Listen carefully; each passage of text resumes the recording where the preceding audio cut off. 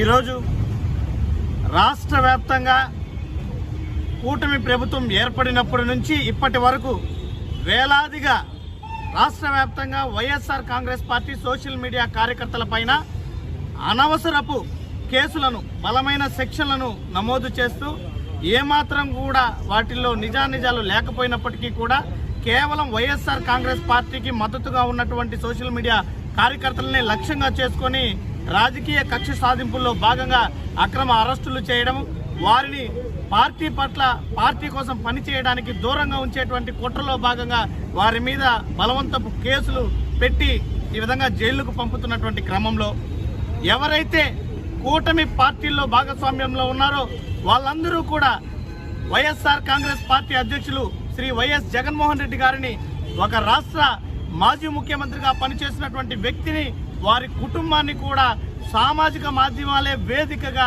అసభ్యకరంగా, అతి జుగుప్సాకరంగా, అశ్లీలకరంగా చిత్రీకరించి వాటిని సర్క్యులేట్ చేయడం జరుగుతోంది.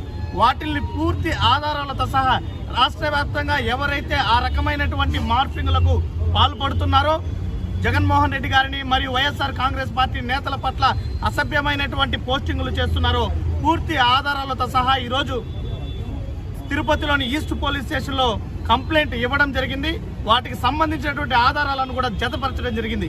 పోలీసులను మేము ఒకటే కోరాం, ఏకపక్షమైనటువంటి ధోరణితో కాకుండా నిష్పక్షపాతంగా వాస్తవాలను పరిగణలోకి తీసుకొని నిజానిజానాలను విచారించి ఖచ్చితంగా ఎవరైతే ఈ వైఎస్ జగన్మోహన్ రెడ్డి గారిని, అదేవిధంగా వైఎస్ఆర్ కాంగ్రెస్ పార్టీ నేతలను ఈ విధంగా మార్పింగులు చేసి మానసికంగా చిత్రవదలకు గురి చేస్తున్నారో వారందరి పైన కూడా చట్టపరంగా చర్యలు తీసుకోవాలని చెప్పి డిమాండ్ చేసి ఫిర్యాదు ఇవ్వడం జరిగింది.